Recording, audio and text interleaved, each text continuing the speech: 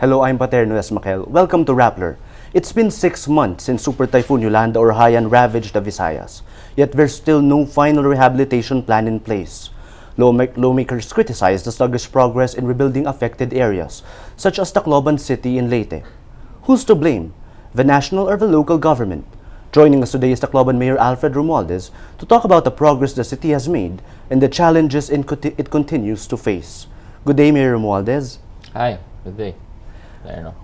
Nice to have you here, Mayor. Thank you. Mayor, how's Tacloban right now? Well, Tacloban, first of all, we have to actually isolate or separate Tacloban City from the rest of the LGUs in the region because it's a regional center, it's an economic hub, and there's so many activities, and I would say it's the economic powerhouse of the region. And there's this growing speculation. Nakikinig naman ako sa news, no? And I saw Secretary Lacson. And actually, ang nangyari dyan, nagkaroon konting delay because, first of all, they were looking for a PDNA. And the one mandated to do the PDNA is the OCD under the NDRRMC. And Tacloban City, we were also doing our PDNA, but you see, many of the buildings in Tacloban City are from the central government, from the national government. Because yung mga frontline agencies of the national government are in place in Tacloban. You have your DSWD there, office, you have your LTO office there. So among others, even the central bank actually is there. So when we now put our PDNA, do we include them? Of course, we have no access to the data as far as when you prepare a PDNA, you have to put the cost of that building and the cost now to repair it and build back better. So now, considering that we have so many buildings in Tacloban City, nagkakaroon ng delay. But what we started in January, every city has a CLUP, Comprehensive Land Use Plan. And we have to modify that after the typhoon. And when you modify that now, that became now the master plan. And we started our master plan way back January. And actually, to make a master plan, like for Tacloban City, it normally takes 9 months. So we solicited the help of the United Nations, UN Habitat. We partnered with them. And now, with that, we now designed the framework in crafting a master plan together with the different stakeholders. And we had to solicit now the help of urban planners, economic strategists, even master traffic planners, in our city. We've finished that, okay? But we're still now working on more specifics in costs as far as costing is concerned. In fact, we just presented that to Secretary Lacson last Saturday. And in fact, it was quite comprehensive. And actually, even to present it will take 2 to 3 hours. But minadali na lang namin yun para makita nila. Because it's important for the national government to see that what are our plans. Like for example, I think you've heard of the 40-meter no-build zone. We had to correct that because the measure is not the distance from the seashore to the land. We have to change that. Ang measure dyan will be the height of the land as compared to the sea level. And we have now determined it must be 5 meters above sea level in order to construct a dwelling place that we will allow. So the measure should be changed. It should be the height and not the distance. Because you can go 100 meters away from the sea and yet, you're only 1 meter above sea level, then that would be still part of the danger zone. Aabutin pa rin. Yes, kasi ang sinabi nila, nung 40 meter, ang mahirap doon, ang sinasabi ng mga tao, pag nagtayo pala sila ng bahay 45 meters away, safe na sila. That was really, was dangerous, that we had to correct that. Now, when you talk of a master plan, I'm back there, you have to look now at the economic activity. You have to look at now the you have to situate. For example, you identify now saan ang industrial area mo, saan ang commercial area mo, saan ang residential area mo. Pagkatapos, once you identify that, do we have enough roads for that kind of traffic? Then you address now the economy. Now, 90% of Tacloban City is trading. Yung activities doon mostly are traders that go in there. So it's also a transient city. So you have an airport, you have a port. na ma-maximize ba yung port. Nakita namin yung port namin hindi na ma-maximize. Nagagamit lang sa araw, sa gabi hindi na magagamit yung port because ships cannot travel at night because they don't have navigational aids in San Juanico Strait and they're not allowed to travel at night.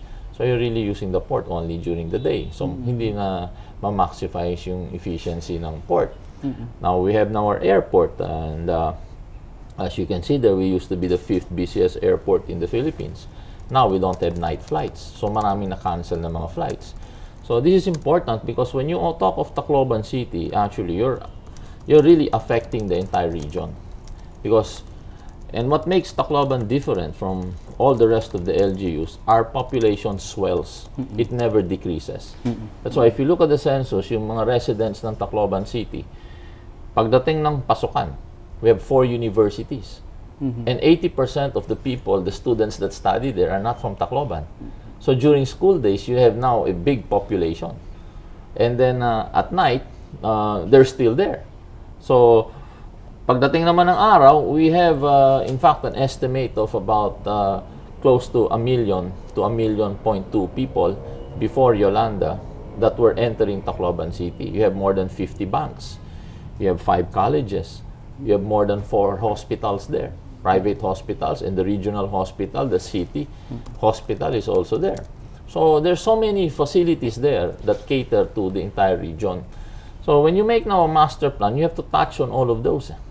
But nagkaka-problema lang kami dyan because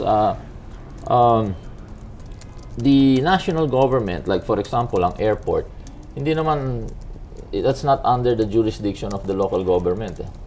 So the long-range midterm plan and immediate plans of the airport, that's under the DOTC. So that's not, in fact, even our port is under PPA, under the DOTC yan. So the main highways is under DPWH.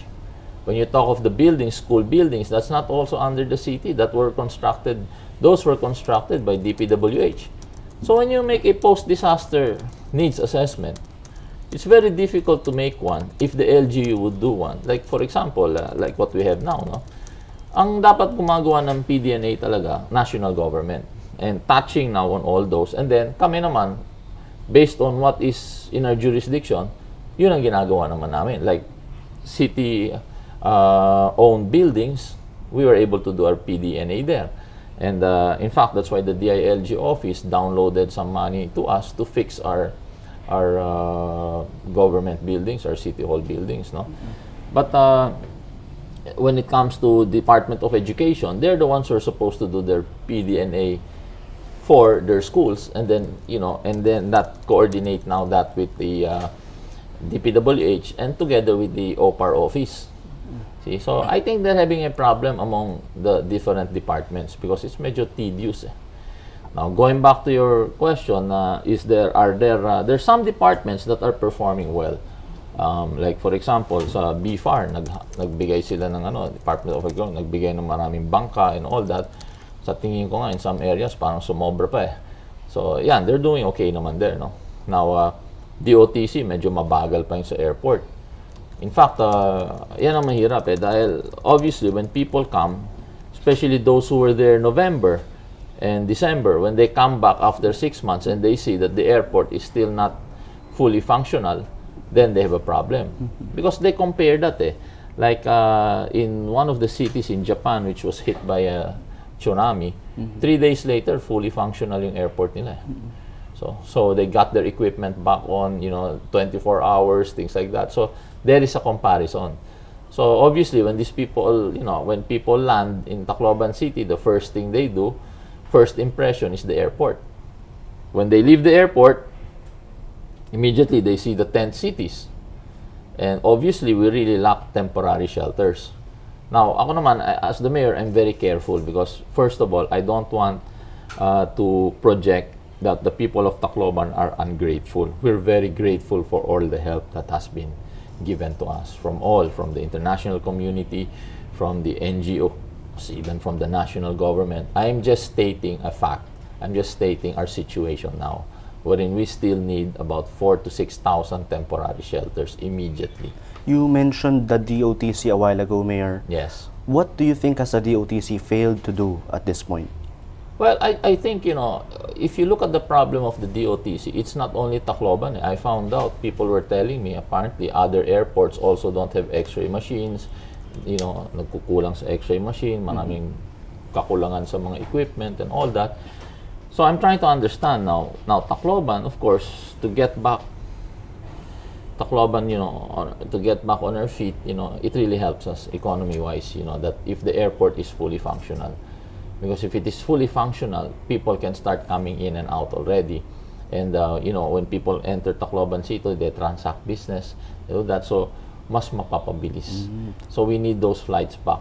And people also that complement the airport, transportation and all that, makakatulong talaga ng malaki yun. And actually, it will encourage even others to go to Tacloban. Mayor, in a nutshell, what's taking it so long? Red tape. I think the red tape there. That's why I was asked, because I think Secretary Lacson made a comment that there were 2 secretaries that apparently were not responding to his requests. And I think that should be given attention. Because if there's anyone who really feels that way, it should be him, because he's the coordinating body. And that's the mandate of his office, to coordinate. So I hope they can resolve that. But we also have to look beyond that. Katulad niyan, yung OCD, sila dapat ang gumawa ng PDNA, sila dapat gumawa ng supposedly master plan nila. Pero you have to check, are they given enough resources to hire people that can actually do a master plan? Because you need an engineer there. You need a civil or even a structural engineer there to look into those things. I mean, just a regular person, if you look at a building, how would you know how much it costs? Unless you go to the COA and you check, magkano ba ito nung tinayo ito? Ngayon, when you're going to build back better, you will have a new design. You're not going to build back better the way it was. So now, when you get that, you need an architect or you need a civil engineer. You have to do all those costing, all this. And ang dami niyan. Buti kung matapos yan, kaya ba ng OCD yan? Do they have those people? Because kawawa naman, we might be scolding them and saying, get on your feet and, do these things. Pero do they have the capability? They should be supported. In fact, they should be allowed to temporarily borrow people, I guess, from DPWH to do that kind of assessment. Mayor, just going back to your point about red tape, what's one of your worst experience that has to do with red tape in Yolanda? Marami. Kahit isa po. Well,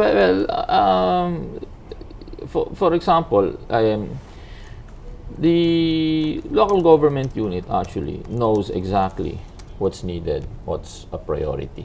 And I had difficulty with that because they cannot be. One thing I was trying to project, there is not a single priority. In a disaster, you will have 3, 4, or even 5 priority, as in high priority. One is the rescue. Number 2 is the retrieval. Number 3 is the relief. But nobody likes to talk about dead bodies. If you have bodies there, close to 2,800, which we recovered. But during that time, it was already in the hundreds that we could identify and pick up. Just to pick that up, that was a priority. Now, mahirap naman kasi during that time, sinabihan ako na ang priority namin yung mga buhay, hindi yung mga patay. So, ang sinasabi ko naman, ito yung mga priority natin na kailangan talagang bigyan ng pansin. Isa yun. And in a situation like that, that's why I kept saying before that there is no such thing as an overkill when you're saving human lives. Yes. Because I wanted more people there. In fact, I know that if there were a war in a certain city, like maybe even Zamboanga, I know the capability of the armed forces that they could bring thousands of troops there in just a day or 2. And that is what I was expecting. But, nandyan na yun eh. So, ang akin lang dyan, pag-aralan na lang and maybe devise a better system wherein, we touch on protocols, we touch on level of responses, things like that, which I think they're doing. But I think when you do a workshop, it should not be just the national agencies discussing among themselves.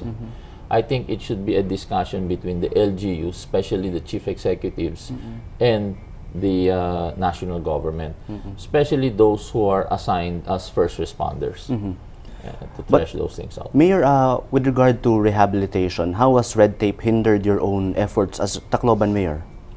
Well, ang rehab nga is trying to establish where the responsibility of the national agencies begin and when they end, and where they end. Like, what's the responsibility of, for example, let's talk about relief, DSWD. But if they're in relief, why are they involved with temporary shelters? If temporary shelters are basically shelters, but if you stay there more than 1 year, that is no longer temporary. Yes. So if it is permanent houses, they put it under the National Housing Authority. And the National Housing Authority follows a template. They have a template for every person, so many square meters.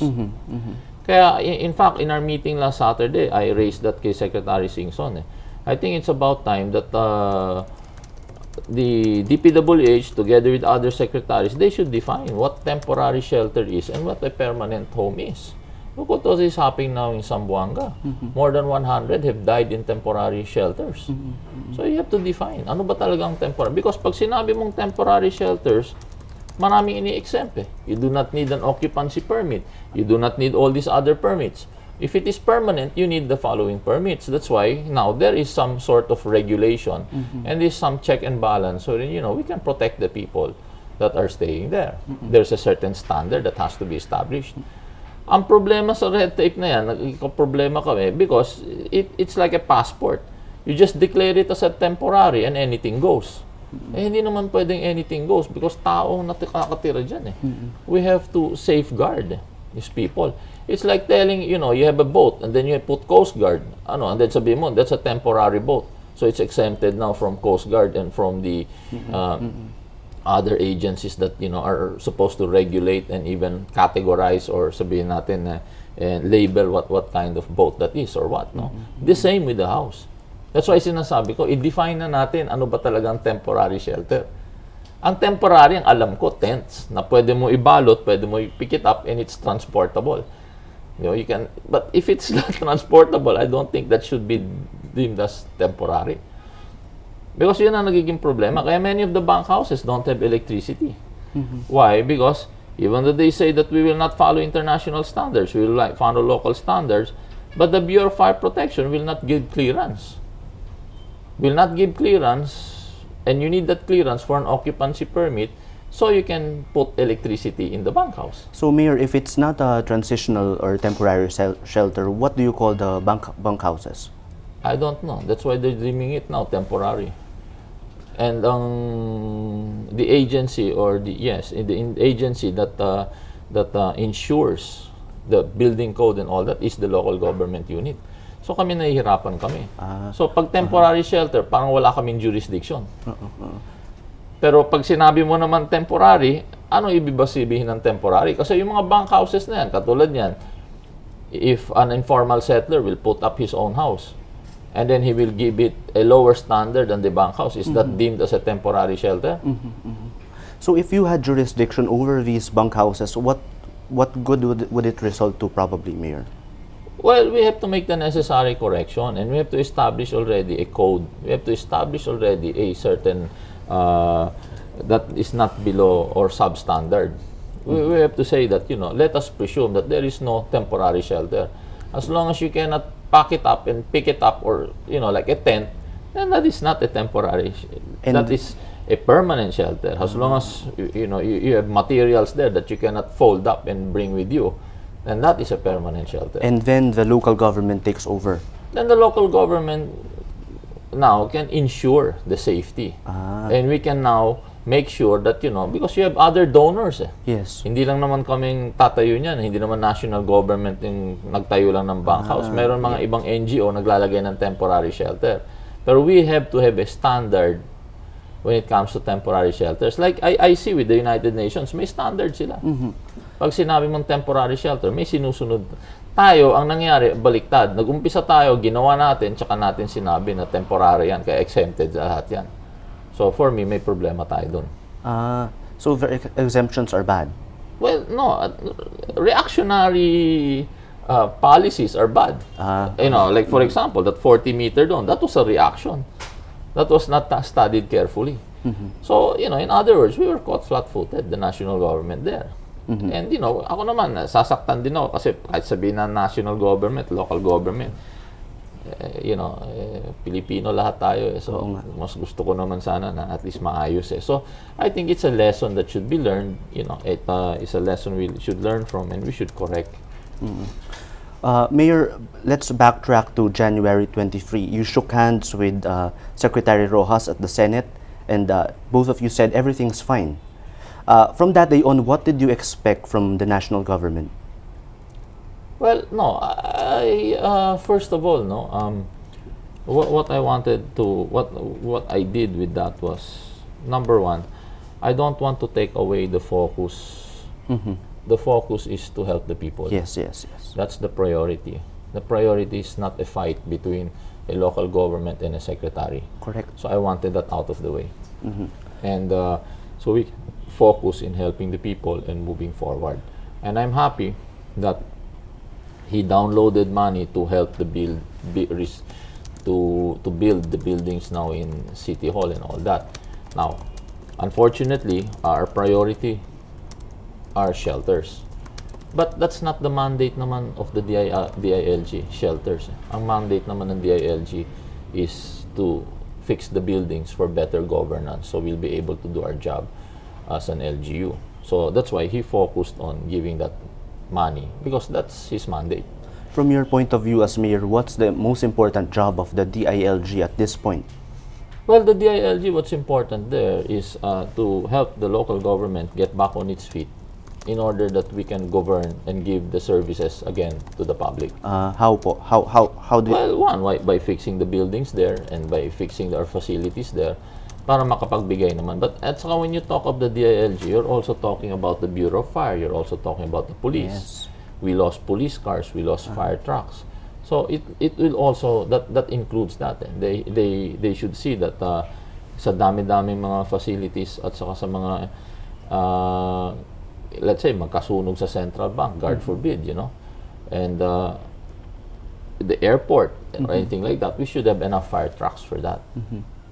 Police naman, katulad niyan, dapat talagang bisitahin na nila yung batas o yung formula na ginagamit ng police ng PNP na pag sinasabi mong 1,500 ang population, one policeman ang bibigay sa'yo.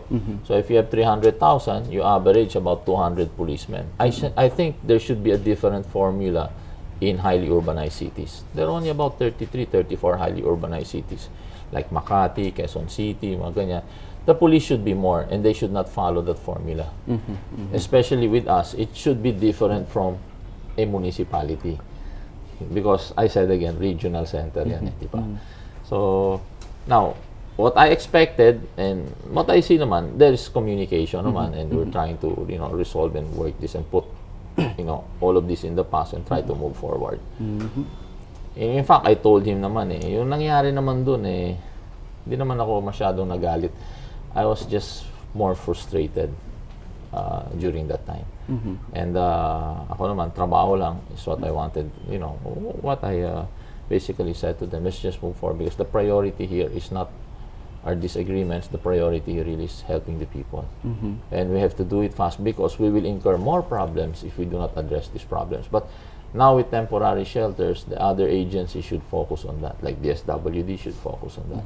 Have your expectations been met, Mayor? With what? Government aid, national government aid in rehabilitation. Hindi, alam mo kasi kami naman dun mula't simula pa kahit noon we try to paddle our own canoe I remember we had a landslide there. We lost one family. Binaha kami doon, ang daming na doon. Hangga't maaari kung kaya namin, ginagawa namin And I see that's why people have said that people in Eastern Visayas were very resilient. But nagkakaproblema lang kami dahil syempre naririnig ng mga tao sa media na kung anong mga announcement na billion na mga dollars na binigay dito, binigay dyan, na hindi naman nila nakikita. So ako naman, nahihirapan naman ako mag-explain sa tao. Ang sinasabi naman ng mga tao, what is rightfully ours should be given to us. Because, first of all, that's not their money. That was given by people outside of the Philippines, you know, who wanted us to receive that money with no conditions. Why now are they putting conditions? They're not giving us that money. Which conditions? Well, for example, kailangan ng plano, kailangan ng ganito, o kailangan ng ganyan. Eh, yung mga nag-donate niyan, sinabi, bigay mo sa tao yan, kailangan nila yan. So, these are things that I have to answer when I visit them. So we're going back to red tape. Well, I guess red tape, that's the problem. Because, as I said, you know, if you're telling people that there is help and there is money and it is all there, then you're raising their expectations. And they're asking me now, Mayor, where is it? Sabi ko, I don't know where it is. Because I do not have access to those funds. So, yun ang kakaproblema. So, the national government, maybe it would help if you have a dialogue with the people and tell them where the money went. Because today now, with all the social medias and all, ang dami mga kabataan doon, they surf the net, they, you know, they do all this, and they know what's happening. Oh, kayo din nandun. Twitter. Hindi ko alam eh. Hindi ako talaga? techie eh. Hindi ko. So, anyway, so yun ang tinatanong nila. So kami naman nahihirapan ako. Katulad niya, nung nagbigay ang DILG ng 200 plus million, akala nila pwede na sa shelter yun, pwede na ito. Hindi, sabi ko, meron dito kaming binigyan kami dito ng order na strictly for the use of government buildings. Yes, so you know, I have to explain that again. Even though it sounds na kami yung pinakamalaki daw binigay, ang dami naman kasing what do you call this, na nakikinabang kasi we were a highly urbanized city, ang daming tao doon during the day. Bakit nga po ba sa buildings napunta? Well, for example, DILG yun So, we look at the mandate now of the DILG. What's their mandate? Their mandate now, they have funds. Why were they given funds by the national government? Is because when they were doing the 2014 budget last year, binigyan ng funds yan at sinabi, they are in charge of funding any destruction or any building because it's connected to local governance. Yes. And in all these, Mayor, there's supposed to be a coordinator, a rehabilitation secretary, Panfilo Lacson. How would you assess his work so far? Mahirap trabaho niya. Oo nga. Unang-una, it's the first of its kind. And when it was put there, it was already in the middle of a disaster. You know, it was kind of late. In fact, it was already December na nang ginawa yun. Pagkatapos ngayon titignan mo ngayon lahat ng iba-ibang departamento ng gobyerno. Ano bang mandate nito? Ano bang responsibility nito? Kasi syempre, obviously, I would look at it as a chief executive. If I were a secretary of a particular department, you would look at ano bang programa mo, immediate, midterm, long-term, you know, and what is your master plan? You have to have a master plan. Each department should have a master plan on what you want to do, and according to the policies of the president. It has to be in line with that. So, dapat ang PAR office, co-coordinate ngayon each department. Kung walang master plan, yung department, o kung walang long-range plan, then mahirap. Now, you ask them, can you produce one? Do they have the people to produce one? Do they have the technical people to produce one? That's why when we did our master plan, I had to hire. That's why I needed the help of the UN Habitat, because they had to hire, even outside. You have to get an oceanographer, volcanologist, you have to get even an architect, you know, for design. So lahat yan, you have economic strategies, lahat yan, papasok, it will come into play. Yes. Yeah, and they need that. Because you can come up with the plan, but is the plan good? Then you base it now, who did the plan? Because pwede madaliin yan Ang problema dyan, lalo na sa gobyerno, pag minamadali mo, katulad niya, sasabihin, OCD, mamadaliin mo ng mamadaliin. They may come up with a plan, but is it really a good plan? Mayor, what do you think of the move to put Yolanda-affected areas up for adoption, as Secretary Lacson did? And well, I clarified that with him. And ang sinabi naman niya that that was just basically a framework or a suggestion that they would assign different areas to different donors in the private sector. But if they want to cross lines, depending on their focus, they can do that. You know, because we have like Ayala Foundation is helping us in terms of designing a township.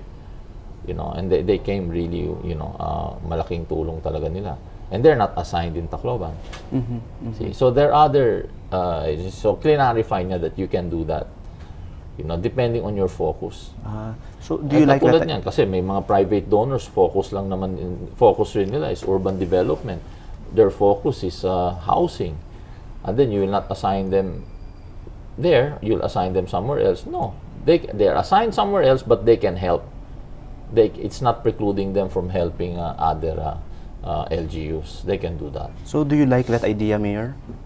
Yeah, you know that you're able to to Tap cross the private or sector. tap the private sector is one, but also you're able to now demonstrate your focus or your expertise. So maganda yan that they're able to do that, and I think that should be practiced. Mayor, a while ago you mentioned two basic problems, red tape and reactionary policies. And Mayor, in any situation, of course, there's always one agency or one point person to hold accountable. In this situation, which agency or person is this?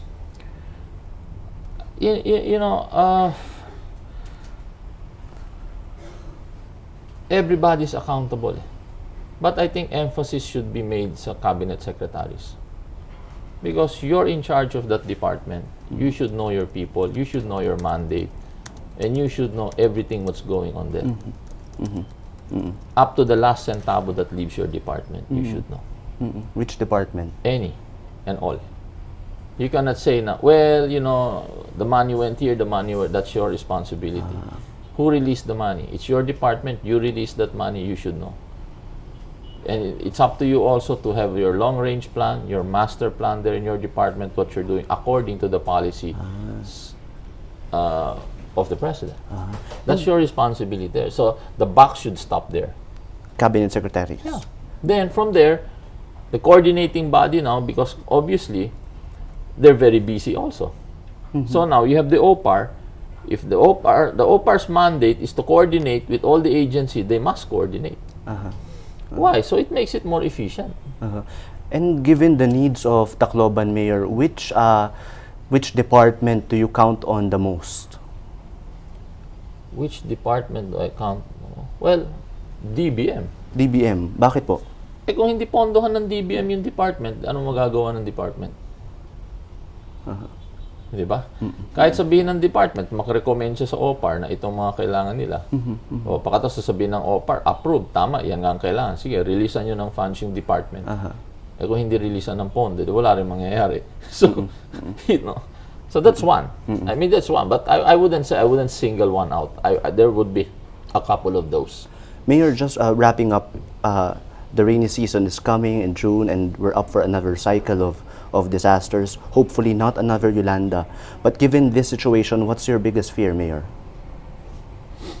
Alam mo, yung sinabi mo yan, medyo confused na ako dyan eh. Kasi Bakit po? binabalita nila araw-araw na may El Nino daw. Tapos sasabihin nila may rainy season. Oo nga. Kaya alam mo, tinitiyak ko. Kaya naghahanda na kami. Talagang rainy season ba to? Mag-El Nino tayo. Yes. So, pag El Nino kami, problema namin tubig. Kasi we are, relying on wells. And they will dry up if, we have El Nino. Worry naman namin, pag nagkaroon ng rainy season, agad-agad, how do we now transfer the people from tents to more, I would say, suitable temporary shelters, which we're doing now. And you see, alam mo, araw-araw nagche-change yung figure na yan eh. Kasi, there's always a kind heart that arrives the next day and say, "Alika, tulong kami dyan." Okay? And kami naman sa local government, we're always trying. We downsized already. In fact, we We had to let go almost 1,000 casual workers. Even our traffic, we cut it down in half. Ang bantay dagat, we cut it down in half. You know, marami na kami, nag-downsize na kami. So I can channel some funds, and you know, we're doing some development in the north now there, site development, so we can put in temporary shelters. We are now in the process of even buying more land. And we're using the courts to do that sa eminent domain. We're going to expropriate properties, and we're doing that, and we're trying to target by June we will have more land. Alam mo, wala kaming pera, pero susubukan lang namin kasi pag expropriation, you don't have to pay the entire amount immediately. As long as ma-possess naman namin para mailagyan namin kagad ng temporary shelter itong mga tao. And if it's a rainy season instead of an El Nino, what do you fear? Well, if it's rainy season, matatagal lang kami. Kasi even building temporary shelters, mahirap gawin. And I've seen that with the private sector. I mean, I remember Robinsons when they were constructing the mall, they were almost delayed almost a year before when they were constructing because of the rainy season. You know, and I've seen other big construction companies there have difficulty there because, yun nga, pag maulan, doon kasi when it rains, it pours. Oo nga.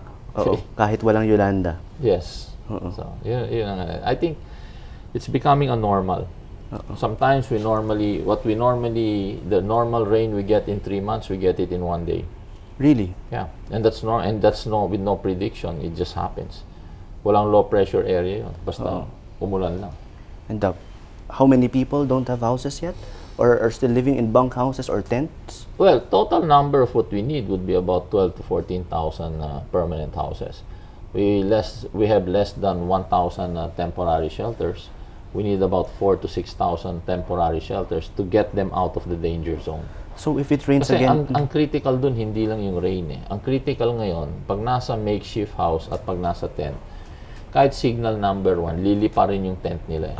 So kailangan alisin namin lahat sila doon. So now we have to evacuate now thousands of people again every time it's even just a low pressure area or it's a signal number 1. Lipat na lahat yan. So if it rains again, what's the plan for these people still living in tents? Well, as much as possible, like now, that's why we're trying to move as many as we can to the north and putting them in temporary shelters. That's what we're trying to do now, as fast as we can. Mayor, of course, you've seen the situation on the ground. You live there. You know it better than people who live elsewhere and just watching from outside. Mayor, what's one idea or proposal of yours that you think has been neglected by the government? Well, number 1 is really to be more realistic and really going on the ground and coordinating full-time with us. Bakit po? And alam mo kasi hindi lang kami yan eh. I think all throughout the years, ako lang my personal take on this, no? Parang I feel for the last 15-20 years, ang emphasis lagi nasa mga legislators eh. Ang coordination mostly would be congressmen, senators, pero sa mayors hindi masyado eh. Dapat ngayon lang nila nakikita na may malaki pang problema, maraming ano. I think the relationship between local government units and Malacanang should be strengthened. How? Because really, tayo naman ang backbone lahat yan eh. Katulad niyan, pag may bagong presidente, katulad niyan, after 2016, we'll have a new president. Whoever that president will be, should announce what is his policy and then call all chief executives throughout the country and tell them, this is our policy, and even have a workshop. Say na, itong policy natin sa local government, itong mga gagawin natin. Yan, para maintindihan. Para at least alam din namin paano. Hindi yung dating gawi. Na kanya-kanya na lang, iniisip na lang. Para we work as a team. And I think it should be, that should be enhanced. That should be pushed. And with this, kaya mahirap because they have their own ideas, we have our own ideas. When I was abroad a few weeks ago and we were discussing with different mayors from different countries, they're also having the problem. Because iba yung iniisip ng national government nila, iba naman yung sa local. So, kailangan talaga magkaroon ng, kaya sabi ko nga, dapat magkaroon ng proper protocol. You know, when we talk of disaster preparedness and response, you have to look also at the level of responses, who actually assesses all that. So, kailangan ito thorough, kailangan maayos. But for rehabilitation specifically, Mayor, what's one favorite idea of yours that you think desperately needs attention? Hindi, yun na ang sinasabi ko earlier. Ang dapat bigyan, i-define na, wag na patagalin, i-define na ano ba talagang temporary shelter. Is it exempted from all of these requirements? Yeah, why is it a temporary shelter and yet they've been living there for 3 years? Abay, tinalo mo pa yung hotel. Hotel is considered a permanent place, a permanent structure. But people there don't live there more than 3 years. Okay. Di ba? And then why are now, when we talk of a temporary, that's important because even informal settlers can throw that to us now. They can put any dwelling there and they'll say, temporary lang naman to eh. So hindi yan subject sa inspection ninyo. Kasi temporary to eh. So we have to define what is temporary and what is really permanent. I think that's one. I feel that's important. Then when we say the coordination and the verification of facts. Katulad yan, iba-iba, nakita ko, iba yung report ng iba-ibang ahensya. Nakita ko sa DSWD, nakalagay dun eh, may report ako natanggap, nakita ko. Total damaged houses in Tacloban is 12,000.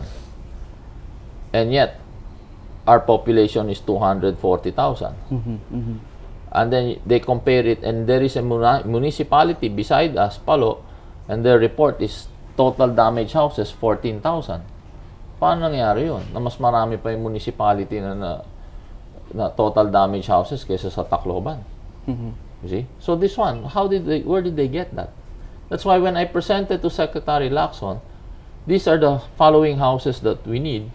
These are the number of houses that we need and the number of temporary shelters. And then, did you verify that? Asked us. And then I gave him a thick folder and saying, yes, itong pangalan ng mga recipient to. Meron kami. Because we're the local government, we base it on that. We verify that. In fact, even in the danger zone, we numbered the houses. We painted the houses, numbered them, then we get sino-sino yung mga nakatira doon. Because our information is not only verified, we really have a system. And Palo is run by an ally of the president. Yeah. No, but even Ormoc. Ormoc has more damaged houses than Tacloban, according to that report. You see? But then when we come up now and two other agencies presented other figures, iba-iba rin. So bakit iba-iba? Nagkakaiba-iba tayo ng figures. May politika po ba dito? Hindi. Alam mo, ako sa totoo lang parang lumalabas politika, pero alam mo, I think it's worse than politics eh. It's incompetence eh. If you come up with data, you have to be able to back it up. You don't make it up. Or hindi minamadali mo and all that. You come up, you have to verify your information. That's important because based on your information, they will use that to get funding. If there is fraud there, then there is a problem now there. And incompetence on the part of? For me, incompetence is worse than politics. On the part of whom? Well, on the line agency in charge of that. Okay, But I'm just saying, if it is established or if it is seen that the data that you give is wrong and false, and the margin of error is very big, may problema yan. And that's incompetence. So, kawawa naman yung Malacanang na nasasabi tuloy na politika kayo, pero sa totoo lang, ba't mali naman yun? Tapos i-check mo naman yun. Sino bang gumawa nyo? Minadali. So, they have to be careful so that people will not now perceive it as to be political. Okay. Thank you very much for your time, Mayor Romualdez, and good luck to all of us. Yeah, thank you. Yeah. We've been talking to Tacloban Mayor Alfred Romualdez about the challenges Haiyan-stricken areas continue to face. I'm Paterno S. Maquel. Thank you for joining us.